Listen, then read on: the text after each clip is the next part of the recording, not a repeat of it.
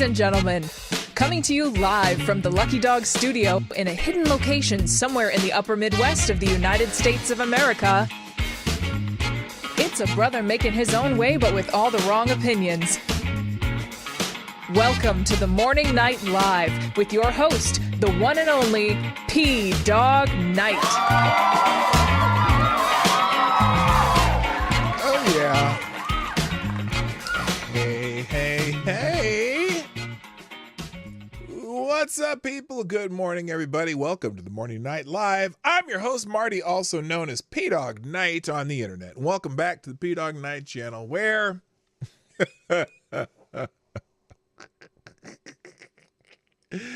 yeah, that's happening. This is CNN. They have no self-awareness whatsoever. Brought back Jeffrey Toobin for a Pecker story. Now, look, I usually don't even start talking about the main story before anything else, but who thought this was a good idea? Did they not see the jokes coming?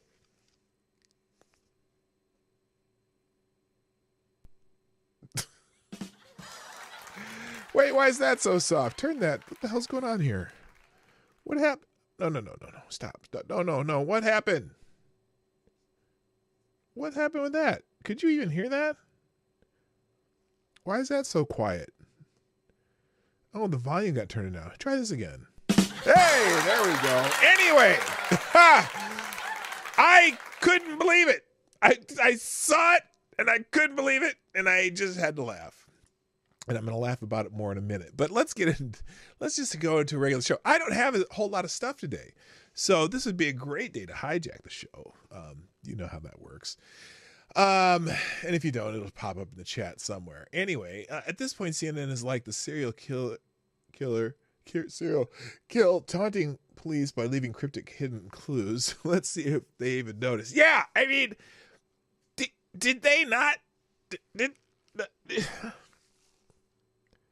No, his camera's off and his coworkers were still traumatized. No, he thought his camera was off. It wasn't, though. It wasn't. His camera was still on. And people saw what he was doing. They're like, excuse me, can you put that away and maybe get ready for the rest of the Zoom call? I still want to know. Now, if you're not familiar with the story, so Jeffrey Toobin was on his company Zoom call with, I think, with CNN people. No, it wasn't even with CNN people. I think it was at his law firm, whatever. Anyway, I don't know who the Zoom call was, but at some point the Zoom call they'd take a break from the Zoom call, and Jeffrey Toobin decides to start punching the monkey like right there, and he didn't know his camera was still on. And my question is, which person in that Zoom call was he thinking about when he decided to pull it out and start hammering away? I don't know. And I'm sure. I guess the biggest thing I'm more curious about, was she possibly flattered by that? Okay, I'm having a contact lens problem right now.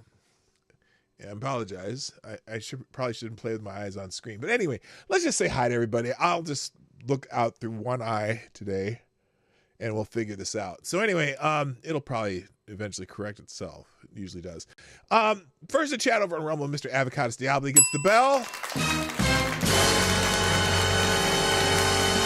And it looks like it's just you and me, AD.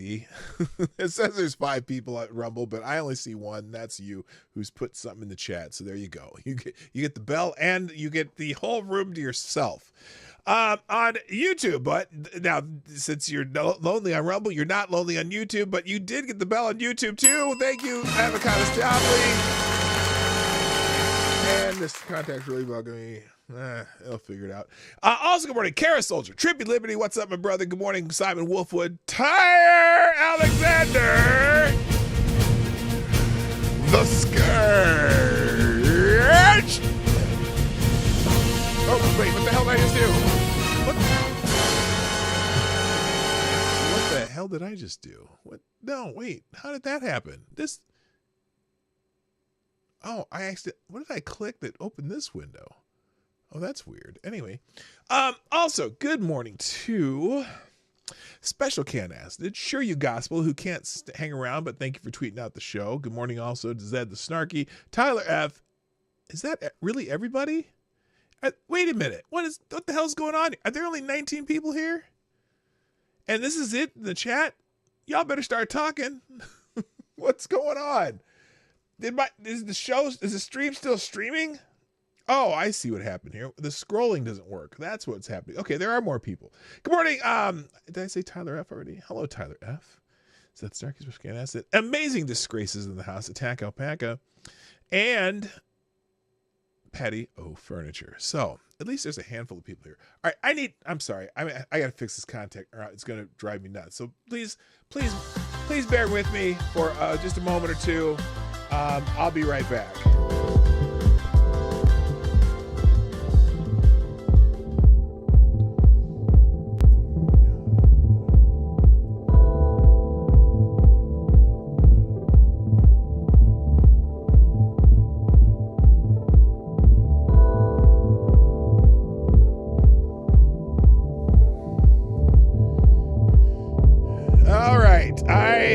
Fix the problem. Here's my face again. Turn that music off. Okay. All right, guys. Welcome back. Thank you. We have our first donation today. First donation of the day. Oh, I don't even have that. Thank you, Avocados Diablo, with the first donation of the day. And it's a small bullet. And you are the new Streamlabs Superstar sponsor of the day. Thank you very much. Appreciate it. Who says, Toobin has firsthand knowledge of the Pecker story. He has a firm grip on the issue. It is all within his grasp. Yes, he absolutely does. That is a perfect description of what's going on with Jeffrey Toobin and the Pecker story. Now, please, just making you know that not when we say Jeffrey Toobin and the Pecker story, we're talking about David Pecker, not Toobin's Pecker. Anyway, did I miss anybody? Lord Stanhope? I see you there too. I said Lord Stanhope. Okay, I think I got everybody. All right, 21 people in the show in the chat so far. 8 likes. Please, let's fix that ratio. And then also, please, if you haven't done the sharing the stream, if you haven't shared the stream with anybody, share the stream with somebody. Share with someone you love. You know, someone you don't love, or just anybody. Somebody to love. What song is that? I need you, honey. Someone to love. That's a song. Well, I know the Blues Brothers covered it, but I can't remember who actually did the original. Anyway, you're not here? What do you mean you're not here? I'm not here. You're here. I see you, Lord Stanhope. You just said I'm not here. Okay. Let's just get into some things that are happening in the world, because that's kind of what we do here. We talk about the most current and accurate news. Again, thank you, by the way, Sure You Gospel, also Tyler F. and Zed the Snarky, who have retweeted my show to the world. I appreciate you more than you know. Let's get into it. Things happening now. Usually we try to pick what the day is, right? And of course it's Hump Day. It's Wednesday. Every day Wednesday is Hump Day. Happy Hump Day, by the way, to everybody who worked those Monday through Friday 9 to 5s, because you know Hump Day is the midpoint of the week where you start going, oh, everything's downhill till the weekend, and then sometimes the weekend is the farthest downhill you can get, just depending on how much you drink. But it is also, now this is a new one. I think this was called something else in the past. But today is Administrative Professionals Day.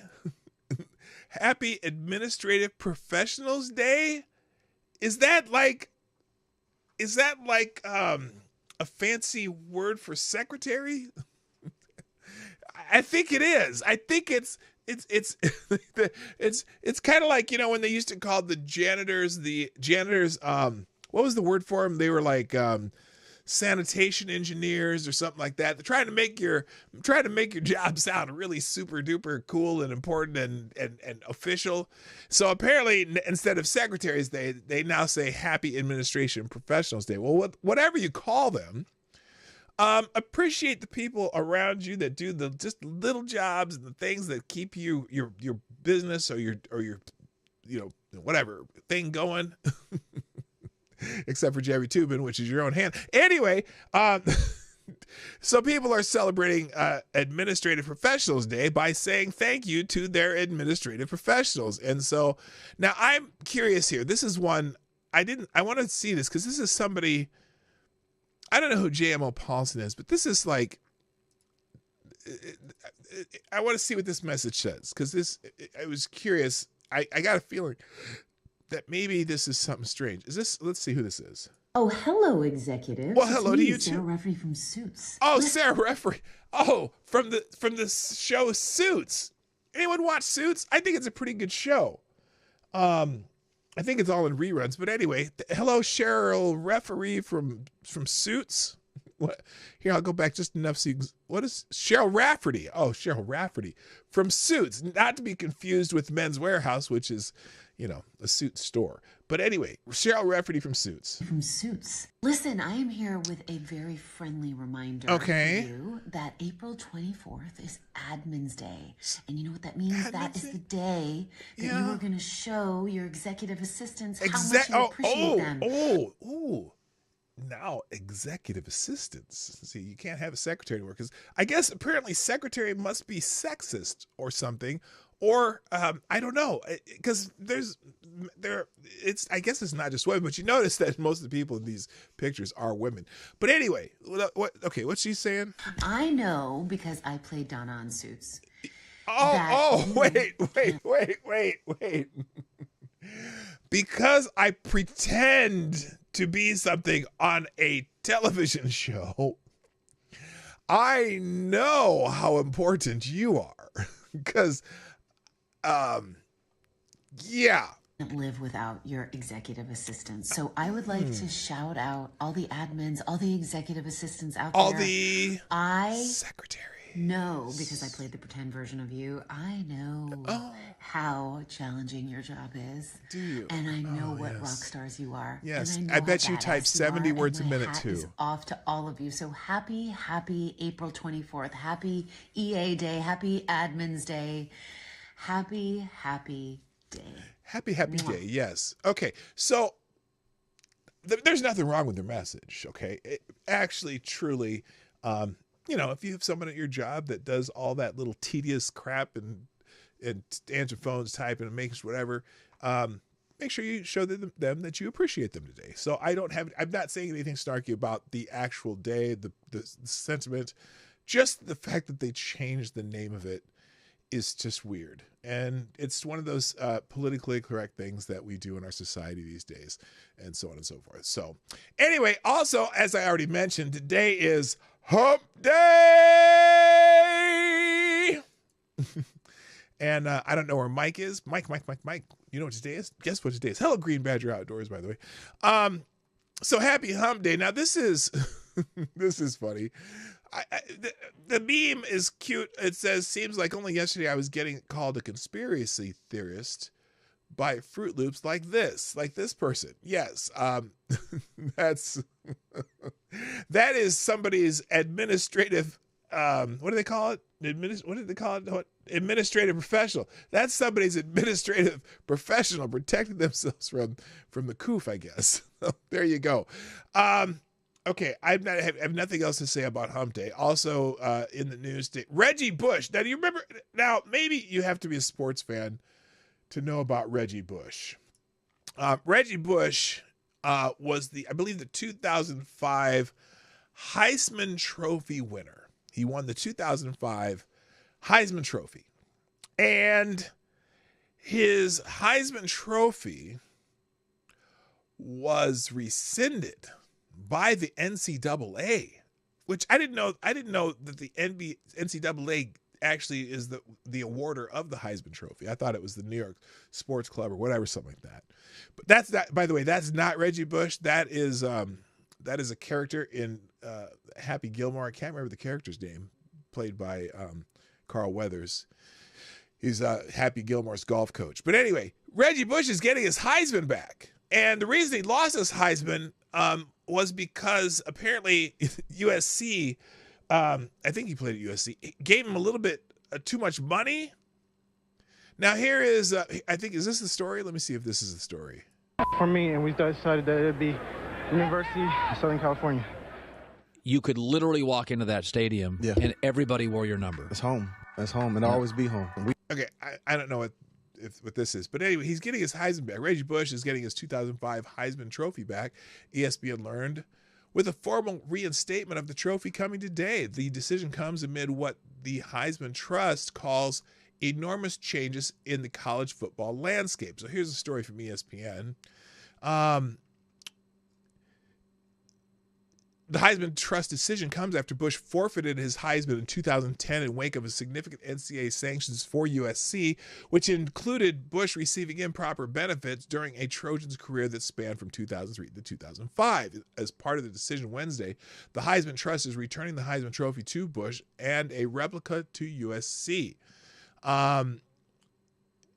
Bush will again be invited to all future Heisman Trophy ceremonies beginning in the 2024 season.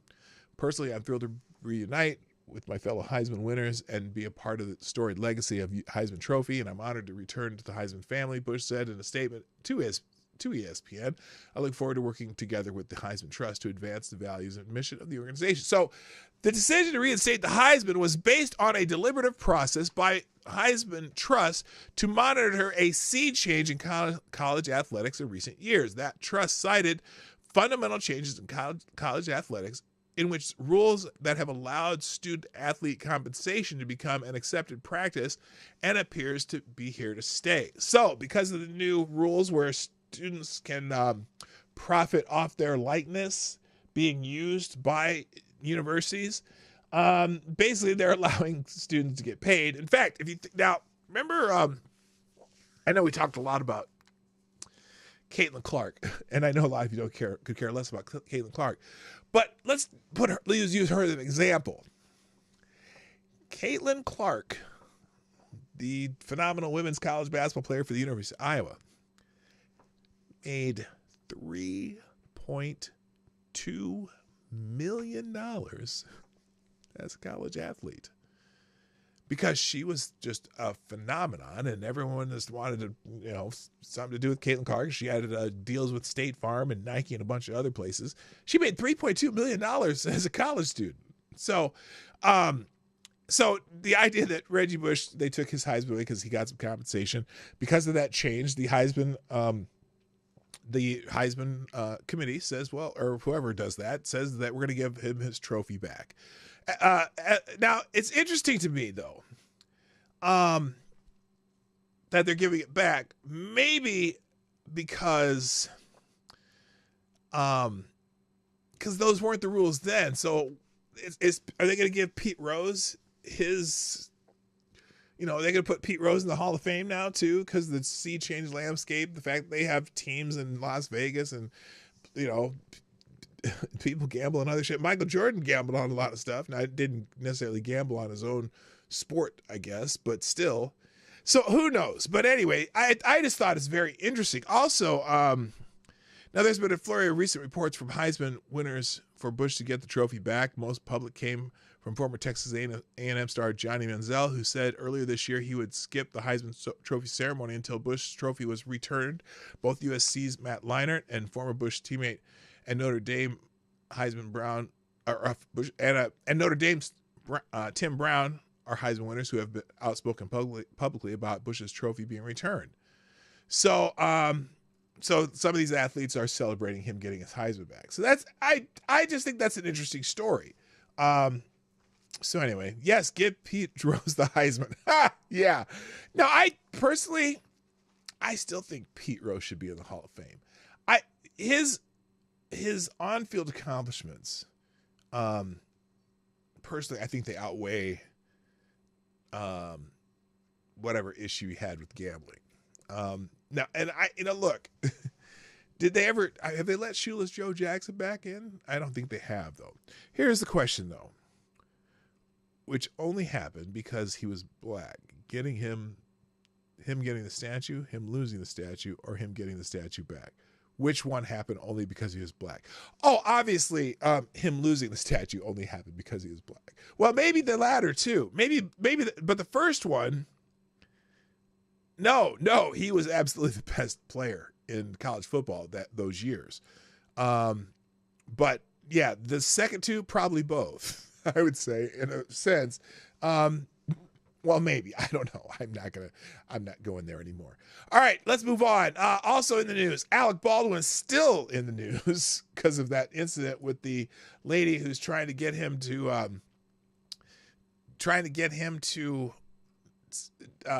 denounce Israel and, say free Palestine and shit.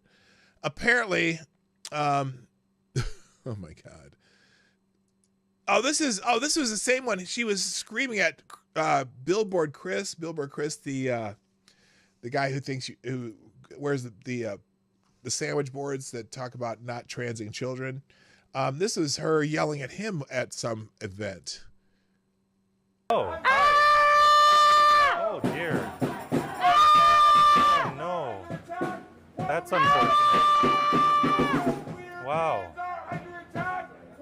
Hey everybody. Billboard Chris here with, I don't know what to say. These are the people who protest Moms for Liberty. These are the people screaming incoherently who want you to believe that somehow Moms for Liberty is a racist organization. Nobody can tell me what's racist about them. We've got this brilliant guy over here, of course wearing a mask, but he's incapable. Anyway, that was her. So I don't know why he's still trending. Maybe people are still talking about it. Enough. Move on. Also trending is what is this? Why is my computer out? Oh, Roseanne Barr is trending. Oh, she pissed some people off. Roseanne Barr has some people mad, because of this short little video that has people very up in their feelings. Here's Roseanne Barr pissing people off. What happened, Mom? We're at Bergdorf. Are you okay? You look very shook. No, I'm not okay because I just had a horrible flashback, a horrible memory. Right now, I realize that 26 years ago, Joe Biden raped me right here in that dressing room, in the shoe department where I went in to change my shoes. Oh my God. He raped me in here. Joe Biden. He raped me right here in the shoe department at Bergdorf Goodman. Are you okay? No, I'm not. I need to sue. Okay, so obviously she's doing a spoof of the crazy lady who sued Donald Trump. Okay, and some people are very mad about it. So now this one, now some people are finding it slightly humorous because Jean what's-her-face, her story is not plausible if you actually read the story. If you actually listen to the story that she wrote in this excerpt that was put in Vanity Fair magazine. I've gone through it before. I'm not going to go through it again. But what she claims is probably physically impossible. And so there you go. Jean Carroll. To be fair, I believe her just as much as I eat Jean Carroll. Yeah, yeah, me too. That's exactly it. So anyway, but some people are very upset. Roseanne Barr is now this is funny. Roseanne Barr is a victim. She needs to sue. She needs to drag Joe Biden through the courts. Yeah. But there's others who are saying Roseanne Barr is a horrible, vile, disgusting person. Well, yes, because when you say something mean about Joe Biden, you're a horrible person. And if you say something against Trump, you're true. So anyway, so some people are mad about it. Roseanne Barr joins forces with Mark Wahlberg and Mel Gibson, launching a non-woke production studio. Oh, I never heard of that one. So anyway, That's why she's trending. Moving on. Paul Ryan's trending, the former Speaker of the House. And he praised Speaker Mike Johnson amid a rhino backlash. So this is the summary made by Grok, which may or may not be accurate based on what it says. But of course, it bases these summaries on what people on the internet are saying. So here we go.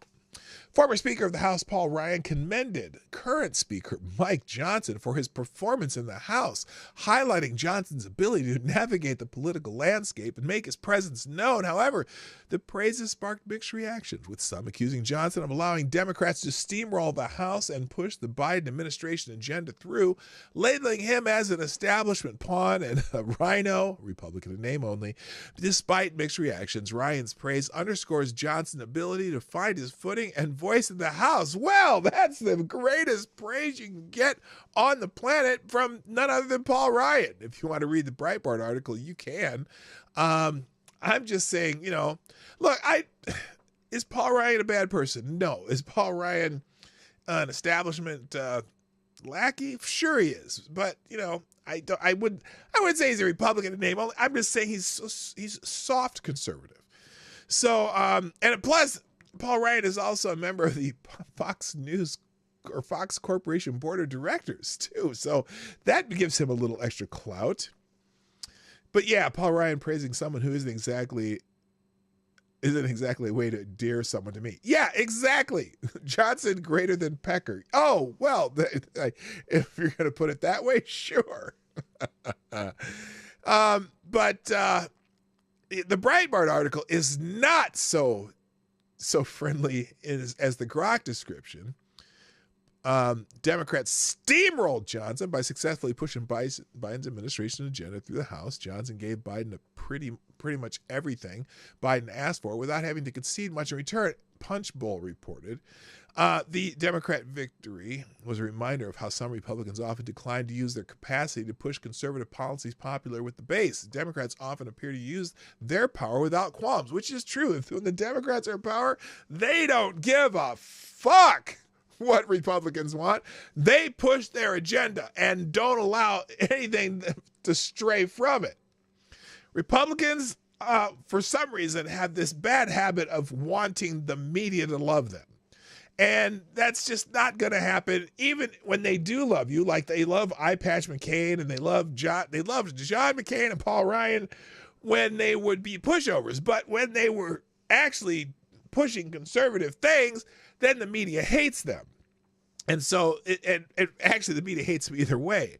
So there's just no pleasing the media. So stop doing it. But in this case, Mike Johnson, I guess, felt he needed to please the media. So that's why he's trending. Moving on. Also, Foxtrot is trending. Now, you might have to be from the Chicagoland area to understand this, but there's a upscale convenience store in the Chicagoland area. They have a couple locations, or had a couple locations in other places. I think Dallas and Washington, D.C. But they're kind of a fancy Starbucks with little extra stuff, whatever. Well, unfortunately, the Chicago coffee shop chain Foxtrot closed every store today, which this was yesterday, without warning. And this person says, I just watched someone try to open the front door, read the permanently closed note taped to the glass, and then yell, "My free rewards drink, no!" like a SpongeBob character. So apparently Foxtrot is, if you're a female college student in the Chicagoland area, that was your way of trumping Starbucks, because it was supposed to be cooler to go to Foxtrot, supposed to be better. And apparently every college girl who likes to buy $8 and $9 coffees are tearing up right now because Foxtrot is dead. Apparently what happened,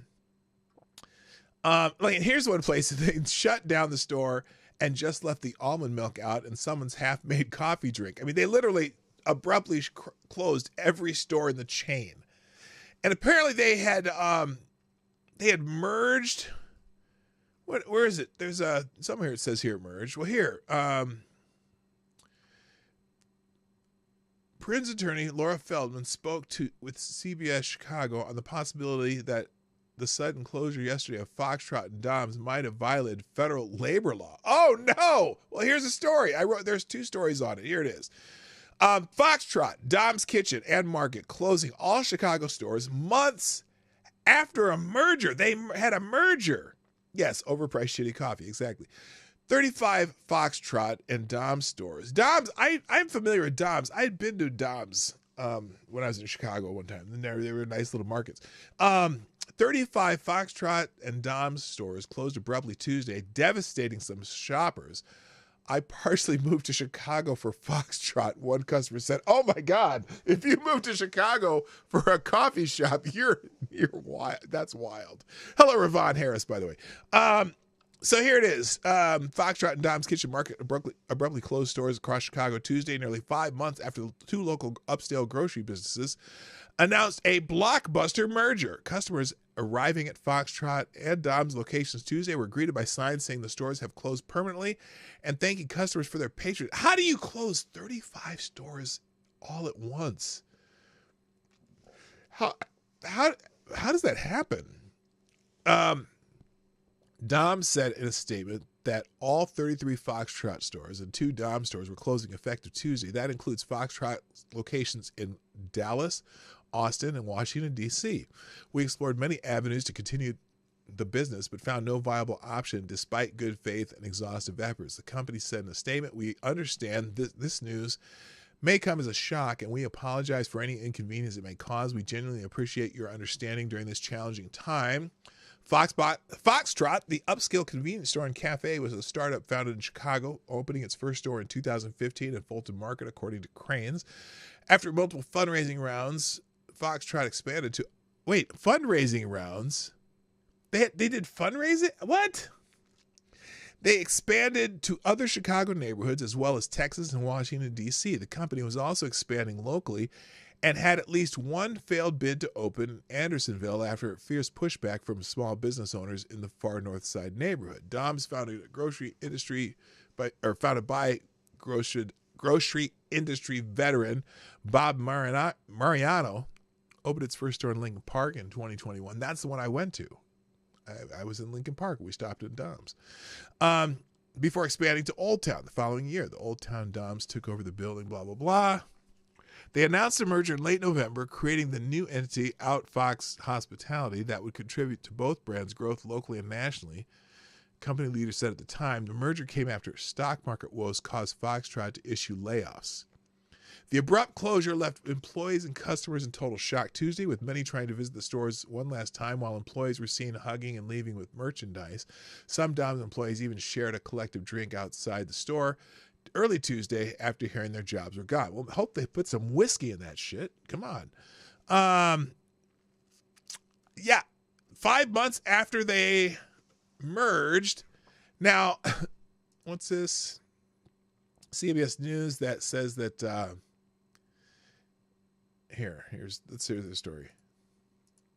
Yeah. These vendors and customers were all surprised when grocery chains Foxtrot and Dom's abruptly closed all its stores today. CBS 2's Charlie DeMar is live in River North. Is that fuzzy to you?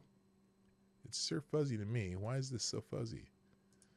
Well, money for recent orders. Reporting live tonight in River North, I'm Charlie DeMar, CBS 2 News. Thank you, Charlie. Okay, was that the whole report? Says a lot of people and social media buzzing tonight. Employees, vendors, and customers were all surprised when grocery chains Foxtrot and Dom's abruptly closed all its stores today. CBS 2's Charlie DeMar is live in River North, hearing from some of the people impacted. Charlie? Okay, that's just the video. Anyway, so there you go. Another example of the Biden economy. Sorry. All right, other things people are talking about. Pecker. It's time to talk about the Pecker. Actually, we're going to talk a little bit about the what's going on in the Trump trial too. But here's there's a lot of stories about David Pecker, and David Pecker is the think isn't he the CEO of the National Enquirer, or the president or whatever of National Enquirer, the publisher guy. And he testified before the trial yesterday in Manhattan, the so-called felony, I don't even know what the fuck to call it. The felony fraud something trial about campaign finance. That's a bullshit trial. Let's just put it that way. And so there's lots of people reporting on this. Here is the Morning Joe says, quote, "What David Pecker said was truly shocking. A media outlet was in cahoots with one political candidate. This is what happens in Russia. That is not what's supposed to happen here." That was Weissman, Andrew Weissman saying that. He said this, mind you, on MSNBC.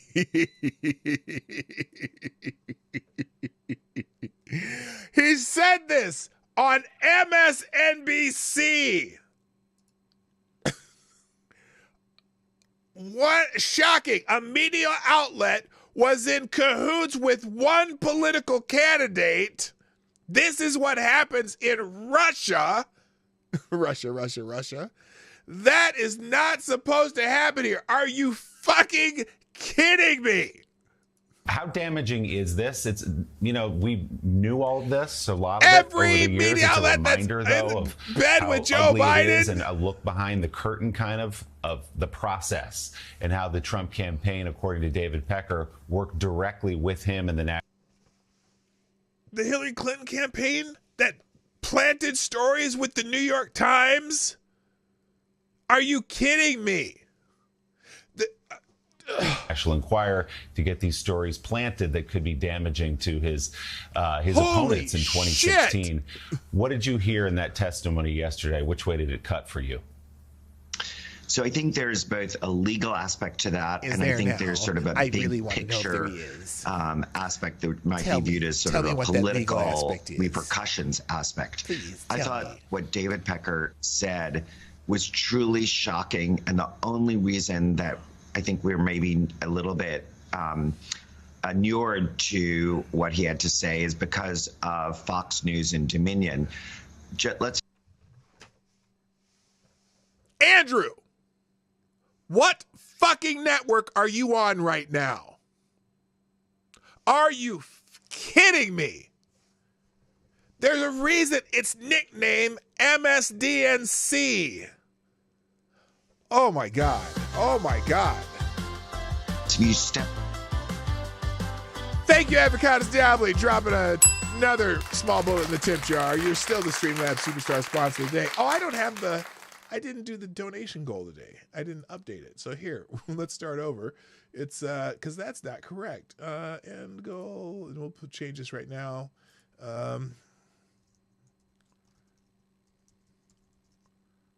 Here, let's go today's donation goal. I'm going to drop it to 50 today because I forgot to mention this. So I'll just make it 50, and we're at 4, 46, 04, 25. There we go. All right, fix that. All right, thank you, Avocados Diablo. Small bullet in the tip jar. I appreciate it. Who says, hold on, baby. He said that on the Morning Joe. He said that on the Morning Joe? The show hosted by the guy who has weekly dinners with the current president? Yes, that guy. Yes, that is exactly right.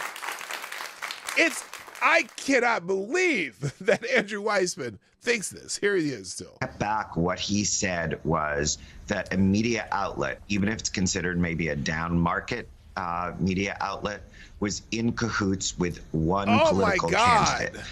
That is what happens in Russia. That is not it happens what in is supposed to Russia happen and New here. York City. You may accuse, and Washington, for instance, D.C.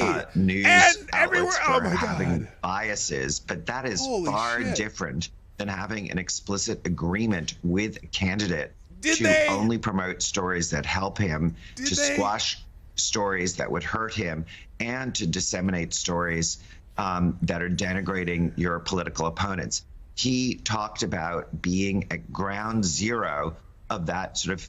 I can't listen to Dave Weissman anymore, or Andrew Weissman anymore. Now, Mark Levin, the sleazy relationships.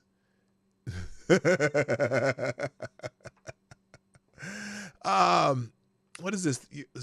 Here, what is this one? Okay, here's he's pointing out CNN. This is Mark Levin saying the sleazy relationship tapper is between you and the Hamas Nazi liars and your regurgitation of their propaganda. You're a shameless demagogue. You and your ilk, as well as your president, have helped unleash a rabid Jew hatred. Okay, that's a different part. I don't think they're talking about that. But it's just hilarious. This is they're concerned about wait, wow, Pecker admits these Ted Cruz bashing headlines were concocted with Trump, who also called Ted's wife ugly. You know what's even worse than these smears? Being so thirsty for fame and deep in the cult that you'd side with Trump over your own family. My God. Okay, whatever, Swalwell. That's Eric Swalwell. Let's see what Brian Stelter has to say about this. This is, I'm sure this is scintillating. This is Brian Stelter. Here's Brian Stelter on David Pecker, which describes Brian's melon. Since he looks like a human penis. Anyway, I had to clarify. Here's Brian Stelter talking about David Pecker. David Pecker, he's revealing himself not to be a journalist, not to be a newsman. He's an advertiser. He's an advertiser. He's a marketer, and his advertisement, his product was Donald Trump. Well, he gave. Excuse me. Brian Stelter is also saying this on MSD's NC. Something like it's been estimated about $3 million a month of free advertising. I mean, he even created a magazine that was a quarterly magazine that's literally just about Donald Trump. I mean, he was talking about him in these weird reverential terms. And he seemed to say, look, he was asked, well, what can you do to help the campaign? And he's like, oh, I know what I can do. We're just going to find all these negative stories about Trump. We're going to be your, quote, eyes and ears. Yeah. He says to Trump, I'm going to be your eyes and ears. Okay. And Michael Cohen was... Now, here's a question. Here's a big question about that, because this is interesting. What is Donald Trump charged with in this Manhattan courtroom? What is Donald Trump charged with in this Manhattan courtroom? What does this have to do with the charges that have been brought?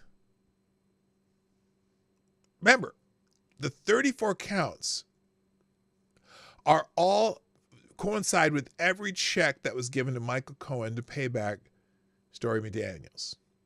That's all. This has nothing to do with this trial whatsoever. Now, the other part of this is again, and also it's supposed to be election interference, right? Except 33 of the 34 checks were written after Donald Trump was already president. So how can that be a campaign finance violation if he's already president of the United States? Anyway, let's get rid of Brian Stelter here because I got a couple more super chats. Thank you, Gunfox61, dropping a big Hamilton in the tip jar and a news story. Oh boy. And now you are the new Streamlabs Superstar sponsor of the day. Thank you. We'll open that one up. Hang on a second here. Let me not open it while it's here because I'm afraid to see what it is. Let's just take a look at what Gunfox sent me here. Oh my God! This is the courage. This will be good. Okay, we'll get to that. All right, thank you, Gunfox. We'll do that. And also, thank you, Ty Alexander, dropping a small bullet in the tip jar. Let's see if I can get the blood pressure up today. What happened to believe all women? Either you believe Roseanne or you are a hypocrite. Granted, I know it is latter, but fuck those cunts. Okay, I'll encourage this. What is this? Oh my God. Oh no, you guys, what are you doing? Okay, how much time do I have? I have time. Good. All right, we'll do those. Let's get back into the trending topics, and then we'll go. Those will be our stories today. So anyway, because of this, the National Enquirer and David Pecker are also trending. But also, the greatest story of the day related to David Pecker testifying is the fact that Jeffrey Toobin has been brought back to CNN. This is CNN. Hello, Rodline, by the way. Jeffrey Toobin's been brought back to CNN to handle the Pecker story, which is the greatest, maybe the greatest headline of all time. CNN brings back Toobin for Pecker story. In a surprising turn of events, CNN brought back Jeffrey Toobin to discuss a story involving David Pecker. Sparking a wave of reactions on social media, users expressed their amusement and surprise at the situation, highlighting the irony of Toobin's involvement in a story about Pecker. Well, what other story would you involve Toobin in? It's the only story that Toobin should be involved in, should be about Pecker. The discussion touched on the professional aspect of Toobin's return and his ability to cover the story objectively because he has certain proclivities with Pecker amidst the humorous undertones. So, Jeffrey Toobin talking about Pecker on CNN. What's wrong with this picture? Don't answer that. Nope. I'm just looking at some of the tweets now. The irony of Jeffrey Toobin talking about David Pecker. For more scintillating testimony from David Pecker, let's go over to Jeffrey Toobin. Jeffrey, are you there? No, God, I shouldn't even put that on the screen. I'll probably get in trouble. Hello, TC. TC's in the house. What's up? If Toobin had covered Pecker in 2020, he'd still be working at CNN. Oh! Breaking on CNN. Jeffrey Toobin once again appears on screen with a Pecker. Yes! Toobin opining about Pecker on CNN. Yes, it's just too easy. It's too damn easy. Come on, CNN. What were you thinking? You just invited the world to do a bunch of dick jokes. My God. Anyway, so the National Enquirer is in trending. Oh, this country dude on David Pecker and the National Enquirer, Trey Crowder. I'm not going to play him. Who cares? So anyway, can someone explain to me the difference now versus what? Okay, so this asshole. Okay, because they always go to Fox News when they start talking about it. Can someone explain to me the difference between what the Enquirer did for a year versus what Fox News did and continues to do for 8 years? Yeah. And what CNN does every day, and what MSNBC does every day. Yes, it's amazing. Now, Posobiec says, breaking National Enquirer publisher admits he paid for stories that weren't true. One fake story was about a former doorman who claimed he knew Trump had a secret son. If Trump writing stories in the National Enquirer was election interference, what about CNN's Donna Brazile giving Hillary debate questions, or Hillary having Jake Sullivan peddle the Russia hoax, or Biden having Anthony Blinken get 51 spies to lie about the Hunter laptop? Very important questions. And so the left is just, David Pecker, I can't believe they did this. Trump told the National Enquirer to make up a story about Ben Carson leaving a sponge in a patient's brain during the 2016 campaign. Is this not the actual fake news that Trump has been complaining about? Says, look, the National Enquirer is fake news. Nobody gives the National Enquirer credibility. So, lots of people talking about Pecker's testimony. And they're spinning it however they want to. And what's bad about this case, at least as far as Trump's concerned, is Trump can get everybody and their brother can talk about this case in the media, except for Donald Trump. Remember, he's got that gag order. So look, when we're discussing Jeffrey Toobin and David Pecker, I don't want to hear about a gag order because It's a little concerning. Anyway, all right, moving on. Hamas is trending, of course. I'm not going to get into it, except for an interesting thing happened in Qatar, I guess. Apparently, a Qatar representative to the Arab Parliament, Shura Council member Essa bin Ahmad Al Nasser, says there can be no peace or negotiations with Israel. He says Hamas's 10/7 terror attack is only the introduction to the annihilation of Israel. Why is Biden relying on Qatar to get the hostages? Well, he's one person in the Qatar parliament, but that seems to be an interesting take, because that seems to be the approach Hamas is taking, that there can be no peace or negotiations. And they're rejecting the ceasefire agreements, which would allow the hostages to be returned to Israel. So this is going to go on and on and on. Related to that, Gaza is trending. Hundreds of far-left. Now, apparently, hundreds of far-left protesters shut down the streets in Brooklyn, New York City for Gaza. Nelson Mandela's grandson joins the Freedom Flotilla set sail to break the Israel blockade on Gaza. If you see the words Gaza, usually it's someone who's anti-Israel. So, for example, Caitlin Johnson, who I respect as a journalist, I just disagree with her sometimes. Stopping the slaughter in Gaza is more important than your feelings. Your feelings don't matter. Stopping the slaughter in Gaza is more important than playing along with the persecution or LARPing of Zionist university students. Zionists? What? Stopping the slaughter in Gaza is more important than some privileged Ivy Leaguers pretending to feel unsafe or unwelcome on campus. Pretending? So you think the Jewish students are pretending to feel unsafe when there are some physical attacks against them? Is that what you, Stopping the slaughter in Gaza is more important than whatever you're pretending to believe. From the river to the sea, Palestine will be free means. What do you mean pretending to believe? What do you mean pretending to believe? No one's pretending to believe. We know what it means.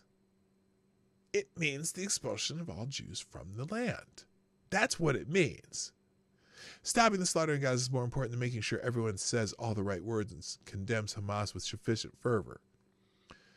Look, I'm going to say this one more time, and I've said it many times before. And I know not everyone disagrees with me. That's fine. I disagree with me if you want. That's cool. But don't commit an act of war against a military that is more powerful than you. If you start an act of war, you may get that war. And they've given you opportunities to end or at least stop the fighting in that war by releasing the hostages. And there have been several ceasefire proposals put on the table that Hamas will not adhere to, refuses. And look, I feel for the people of Gaza. I think they're prisoners of Hamas. They're not prisoners of Israel. It's not an apartheid of Israelis holding them down. The 60, 70 years of terrorism against Israel, and Israel always giving them land, giving them space, still hasn't stopped the attacks. Okay, the Intifada, okay, which is violence. So I don't know. It's it's really it's fascinating to me that you can't see the idea that you commit an act of war against a power that is much greater than you, and then you get the war that you're asking for, and you use it for propaganda purposes. And good, look, nobody likes kids dying, period. Okay? Nobody likes kids dying.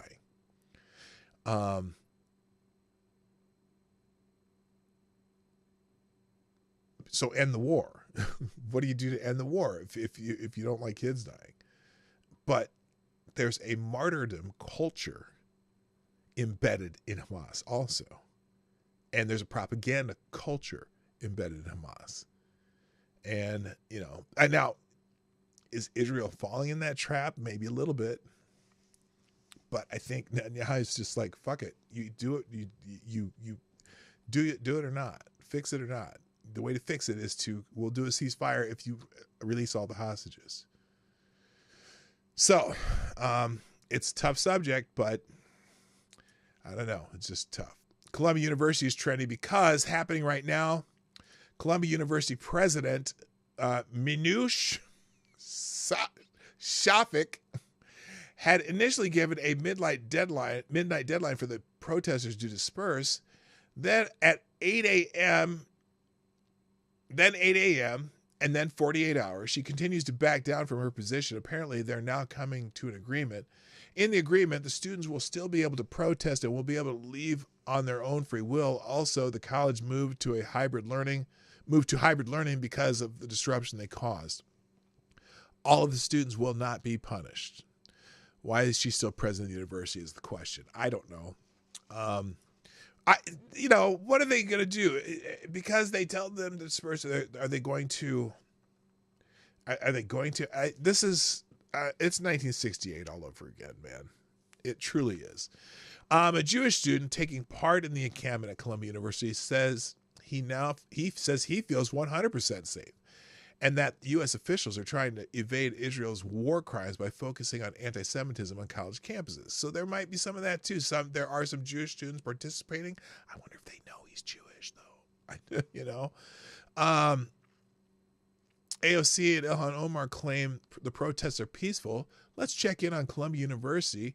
They are screaming, "Kill all Zionists! Long live Hamas!" So this is Laura Loomer out there. Long live Hamas!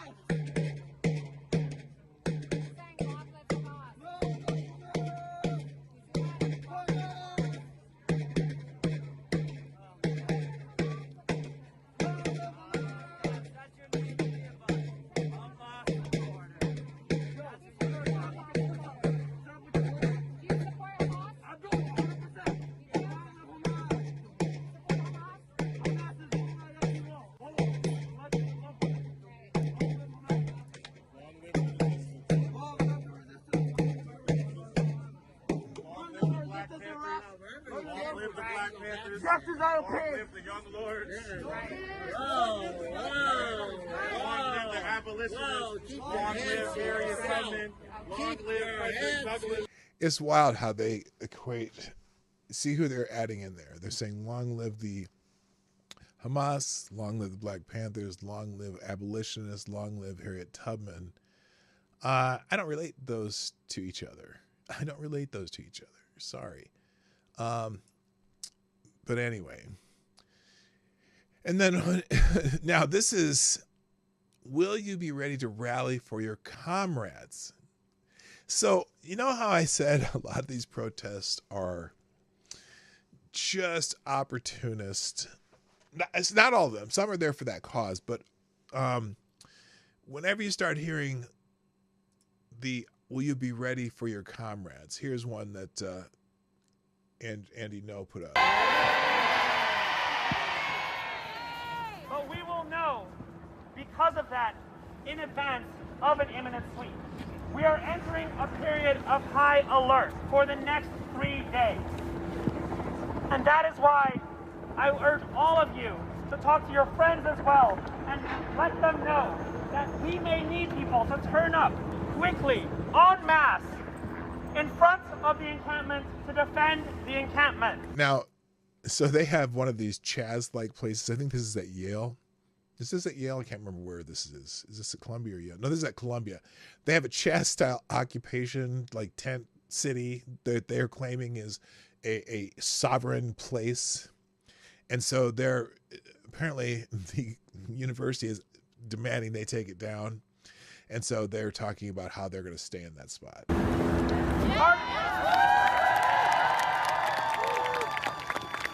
you be ready to rally for your comrades? Will you be ready to rally for your comrades? We are so close to divestment. We are so close to divestment. Are you now? Are you though? In the chain of complicity, all the universities Okay, so let's move on. Biden, in the news, Biden's momentum fades in swing states, according to a Bloomberg poll. In a recent Bloomberg News Morning Consult poll, President Joe Biden trails Donald Trump in 6 of 7 key swing states, with Trump leading in North Carolina, Nevada, Arizona, Georgia, Wisconsin, and Pennsylvania. The only state where Biden holds a slight lead is Michigan. The shift in polling is attributed to widespread pessimism about the economy among voters in these states, with 70% believing the U.S. economy is on the wrong track. Despite this, Biden has increased his campaign efforts, being on the campaign trail 3 to 4 days a week while Trump's in court. In April, the poll also indicates that Trump has a higher approval rating than Biden and Vice President Kamala Harris in all of these states. Now, what's interesting, though, yesterday, the Pennsylvania had a primary, I guess.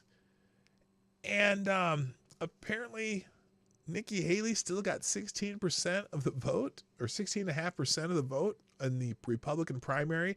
And so a lot of lefties were just like, oh my God, she's still on the ballot. She's still this and that. And Pennsylvania is not an open primary state. It's a state where people vote in closed primaries. But I still wonder how many of those people voting for Nikki Haley are crossover votes. So people who just registered Republicans so they could vote against Donald Trump.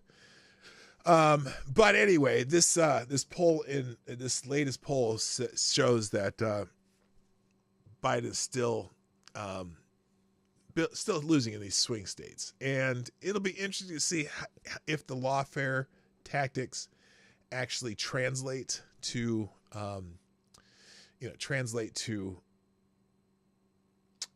him worsening in the polls. It doesn't seem to be affecting him at all. And then finally, in the trending stuff, and then we'll get to a couple articles. Apparently, there has been a new report that came across that completely changes the narrative on the Biden administration's telling of what happened in Afghanistan, the pullout of Afghanistan. The Pentagon stated that only 3 rounds were fired after the blast that killed 13 U.S. service members. This video disproves that theory and shows that this was a complex ambush. Why are they hiding this information from the American people? So I'm not sure. I'm not going to show the violence because, YouTube. But the summary of this is the Kabul airport attack during the U.S. withdrawal from Afghanistan in August 2021, which resulted in the deaths of 13 U.S. service members and numerous Afghan civilians, has been a point of contention due to new evidence challenging the Pentagon's official account. It includes video suggesting inaccuracies in the narrative provided by the Pentagon and that the Biden administration. The implications of this new evidence could have significant political and diplomatic ramifications, raising questions about the credibility of the Pentagon's investigation. Well, how can you raise the question? How can you raise questions about the credibility of the Pentagon ever? I mean, they're always so truthful and honest. So here's kind of the bigger story from news. Oh, shoot. Let's do this. There we go. So on This Is CNN exclusive, new evidence challenges the Pentagon's account of a horrific attack as the U.S. withdrew from Afghanistan. Now, I'm shocked that this is in CNN. New video evidence uncovered by CNN. Uncovered by CNN? What do you mean uncovered by CNN? Significantly undermines 2 Pentagon investigations, the latest of which was released last week, into an ISIS-K suicide attack outside the Kabul airport during an American troop withdrawal in Afghanistan in August 2021. The incident was a gruesome coda to America's longest war, leaving dead 13 United States military service members and about 170 Afghans who were desperately seeking us to help. What kind of a sentence is this? Who were desperately seeking U.S. help to flee the Taliban takeover of Kabul. For 2 years, the U.S. military has insisted that the loss of life was caused by a single explosion and that troops who reported coming under fire and returning it were likely confused in the chaotic aftermath, some suffering from the effects of the blast concussion. But video captured by a Marine GoPro camera that has not been publicly in full or seen publicly in full before shows there was far more gunfire than the Pentagon has ever admitted. A dozen U.S. military personnel who were on the scene and spoke to CNN anonymously for fear of reprisals have described the gunfire in detail. One told CNN he heard the very first large burst of shooting come from where the U.S. Marines were standing near the blast site. It wasn't onesies and twosies, the Marine said. It was a mass volume of gunfire. An Afghan doctor who spoke to CNN on the record for the first time said he personally pulled bullets from wounded and with his hospital staff counted dozens of Afghans who died from gunshot wounds. So what they said it was just the bomb blast, but apparently there was a lot of gunfire too. And the Pentagon, the official Pentagon word was there was only 3 rounds. But this is why it's a scandal, because now they're finding out that it was actually far more many rounds. So you'll probably hear a lot more about that today. That's a breaking story today, actually. All right, let's go to the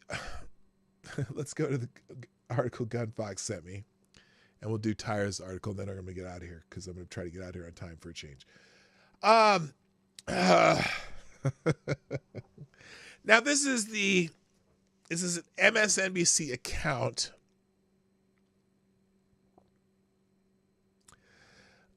of the hush money trial. Thank you, Gunfox. Plus the accompanying video, pure thuggery, Trump juror dismissed after MAGA intimidation machine targets her. Okay. Maybe she should have never been on the jury. First thing Monday morning, a woman identified only as juror number 2 told Judge Juan Merchan that upon reflection, she feared she could no longer be an impartial participant in Donald Trump's historic hush money jury. Her change of heart came after Fox News host Jesse Waters devoted a significant amount of airtime to discussing biographical details about her and why they might make her a problem for Trump.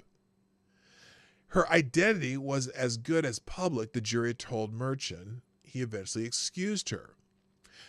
She was a juror acceptable to both sides who got scared off. It was a sort of a tense courtroom scene you might expect in a mafia trial. But this is not a mafia trial, or at least it's not supposed to be. Merchan has since ordered lawyers and members of the media to take even stricter precautions to protect jurors' identities. That he needed to do so is revealing. In a typical case, jurors' names are known and freely shared. Lawyers and the media often speak with them after the trial is over to get their impressions of the case and the process. Well, those are normal cases. There's nothing normal about this case. Good God. Anyway.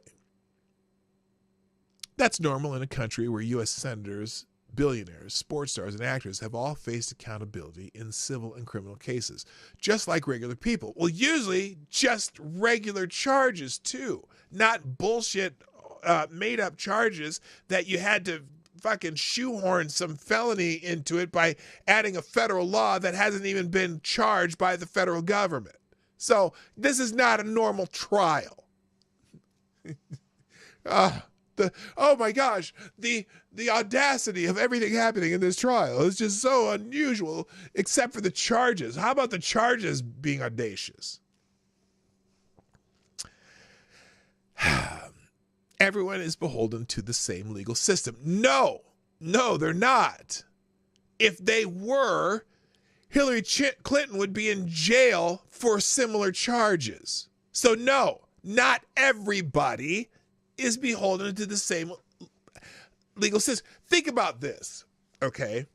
So they're saying that because Donald Trump had a non-disclosure agreement with Stormy Daniels and that his lawyer paid it and he paid the lawyer, whatever, that this was in violation of federal election law because it would benefit him from an electoral position. Okay? That's the charges that they're doing. 34 counts because 34 checks. And that he falsified business records, writing checks to Michael Cohen, his attorney, for legal work. That's falsifying business expenses. Okay? Now, does anyone remember not so long ago, there was this presidential candidate,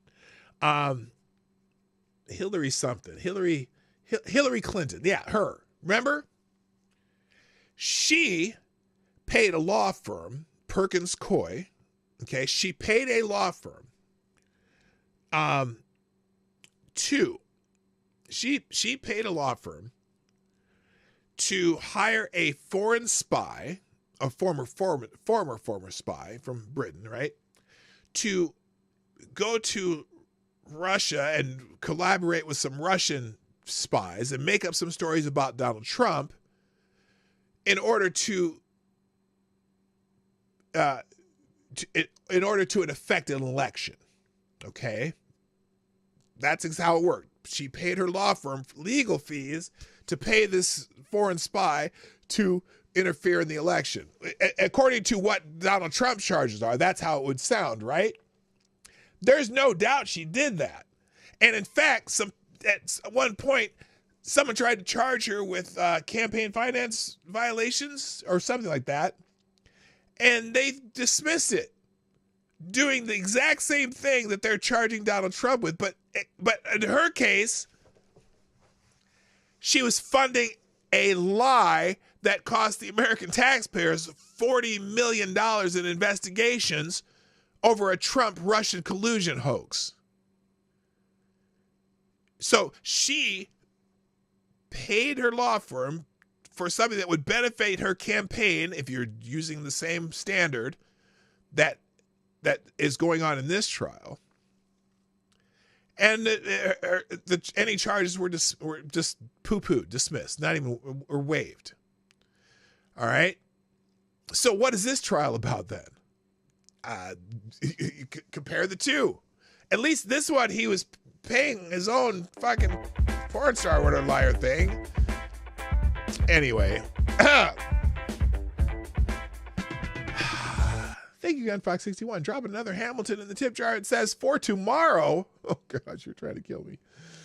All right, let's move on. So anyway, Trump has frequently invoked violence. When? Oh, my God. So they're saying the idea that the former president and his followers could pose a threat to Americans performing their civic duty is something we must not forget amongst the chaos. I guess you never met the Clintons. There's a line of dead people. Now, allegedly, they had something to do with it. It's easy to wave off just another Trumpian quirk until someone gets hurt. Trump has frequently invoked violence. During his first campaign, he promised to pay the legal bills of people who beat up protesters at his rally. In 2021, he refused to tell his brawling supporters to disperse at the Capitol. That's a lie. Oh my God, they're still using this lie. He tweeted it out. He told them to go home.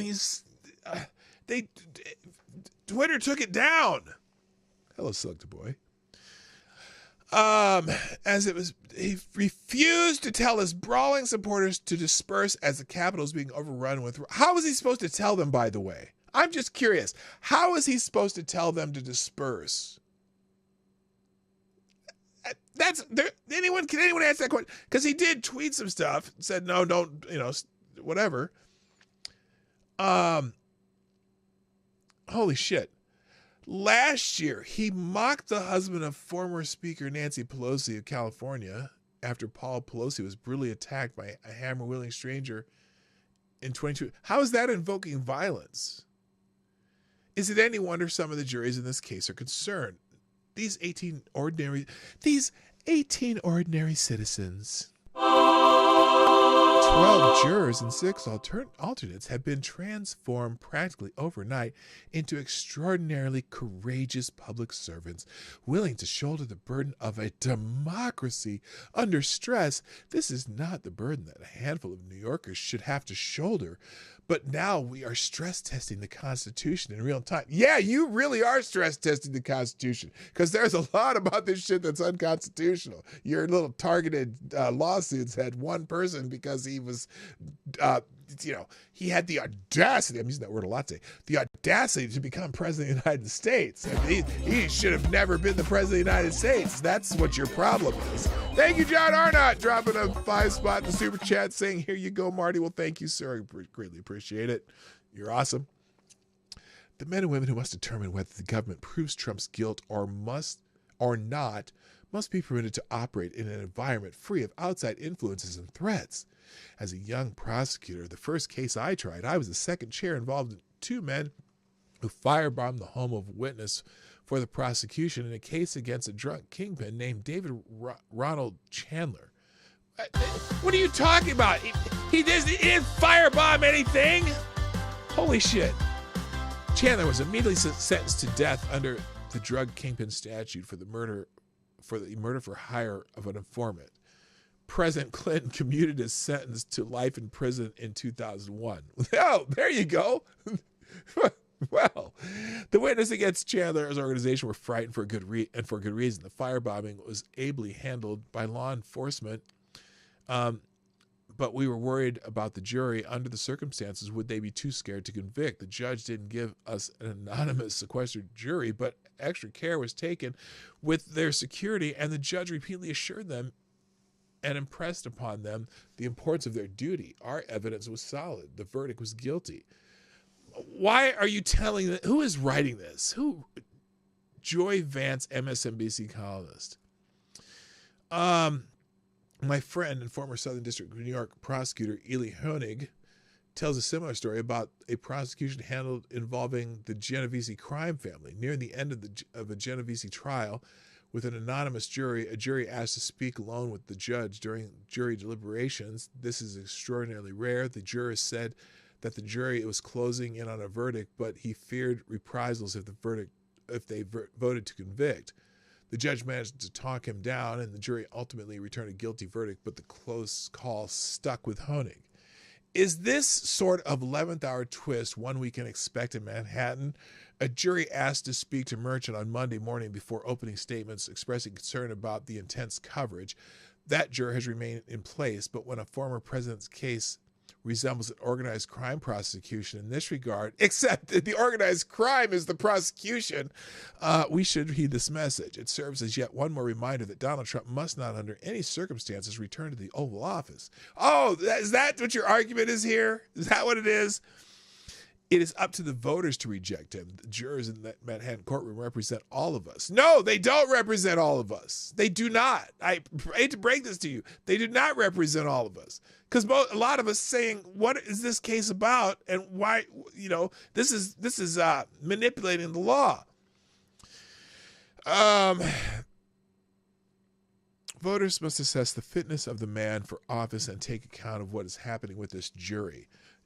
No one whose behavior produces concerns like this, that his behavior could bring harm to Americans, is fit to serve president. Well, look, Joe Biden's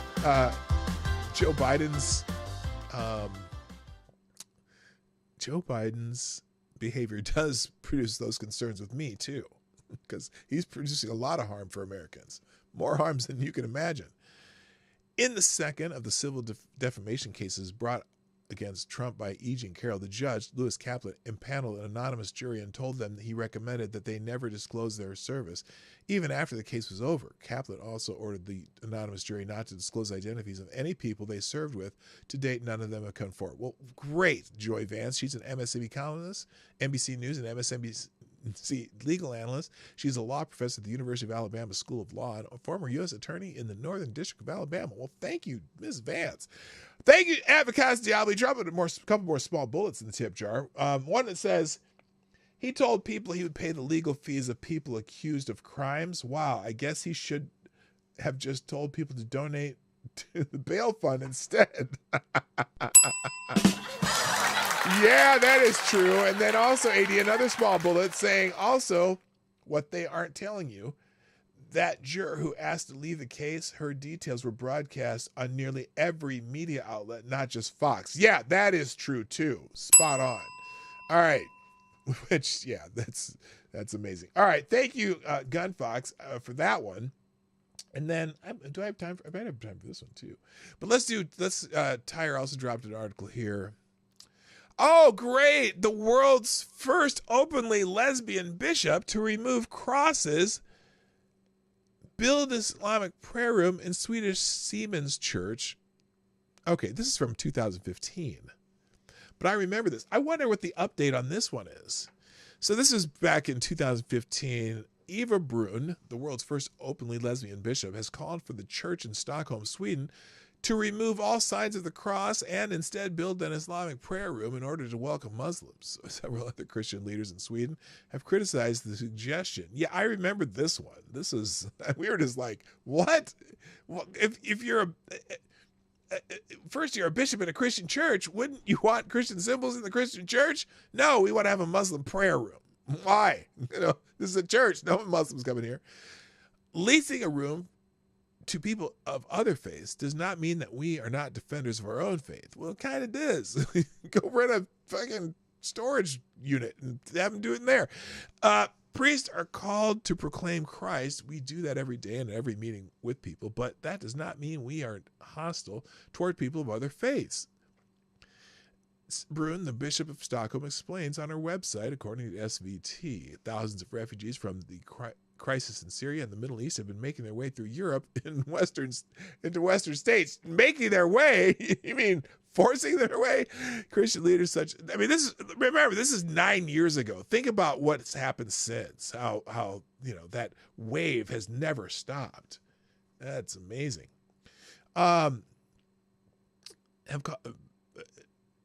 Other Christian leaders, such as Pope Francis, have called on parishes across the continent to open their doors and welcome in refugees' families.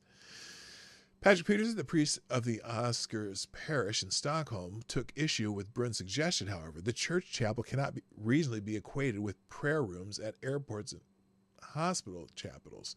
The Christian church and chapels are not just any public areas, he wrote. Every argument Bishop Eva put forward in support of her view is hospitality. How do you respond to that? Not much of a basis for discussion, as one colleague put it. The theological and ecclesiological, pastoral, and working issues are left untouched.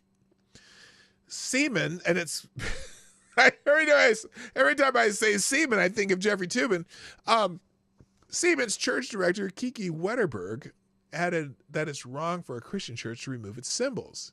I have no problem with Muslim or Hindu sailors coming here to pray, but I believe that we are a Christian church, so we keep the symbols. If I visit a mosque, I do not ask them to take down their symbols. It's my choice to go in there, she said. That doesn't even make sense. Breitbart noted that Brun became the world's first openly lesbian bishop in the Lutheran Church in 2009 and has a young son with her wife and fellow priest Gunilla Linden. Yeah, that's the ELC. Well, I don't know if it's the ELC, but the Lutheran Church has been, so there's a Lutheran church right down the street from me, and it's like they have these transgender flags on the church, and all are welcome here and whatever, and they did a big whoop-de-doo on Transgender Day of visibility and all this shit. It's like on there, they have this, like little Jumbotron billboard in front of their church. And they spend more time promoting transgender this, transgender that, and LGBTQ this, and transgender, more than they promote Christ. It's insane. I get it. They're welcome, but are they the focus of your entire mission? More even than teaching of Christ? I don't get it. So anyway, this is, but it is a trend in the Lutheran Church, at least in some, some, I don't even call them denominations of the Lutheran Church, but it's weird. Anyway. And then let's see. Oh, shoot. I'll do this one tomorrow for sure. I'll do this one tomorrow, Gunfox. Thank you, though. I'm going to call it a day, guys. Thank you for joining me today on the Morning Night Live. I'm here Monday through Friday. Oh, what the hell? I hate Google. I hate fucking Google. For whatever reason, my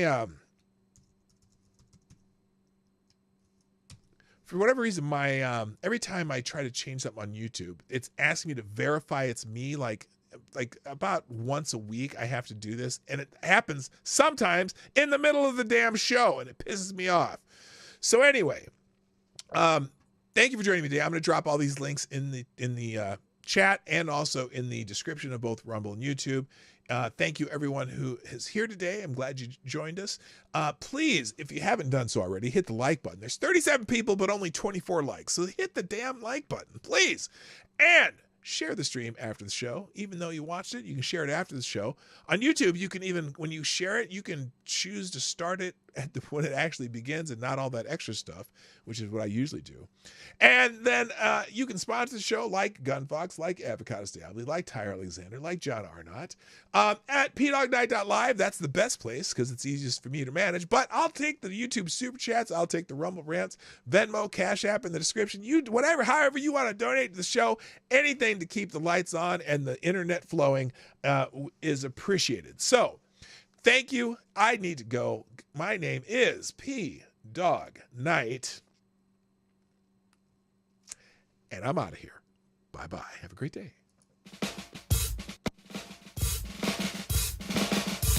Hey, this is P. Dawg Knight, and thanks for watching today on the P. Dawg Knight channel. If you have an observation or remark you'd like to make about this video or my channel, I absolutely welcome you to write it in the comment section down below. I really look forward to hearing from you. And before you go, if you like what you saw but you're not already subscribed, please make sure you hit the subscribe button and definitely click that bell that pops up afterwards so you'll be notified when I post new videos or when we go live. I broadcast my live show, The Morning Night Live, Monday through Friday at 10 o'clock Eastern, 9 o'clock Central. A special thank you to all the supporters of this channel who share our videos on social media and who make donations through Streamlabs, YouTube, Venmo, and Cash App, which are all linked in the description down below. Thanks again, and until next time, I'm P. Dawg Knight, and I'm out of here.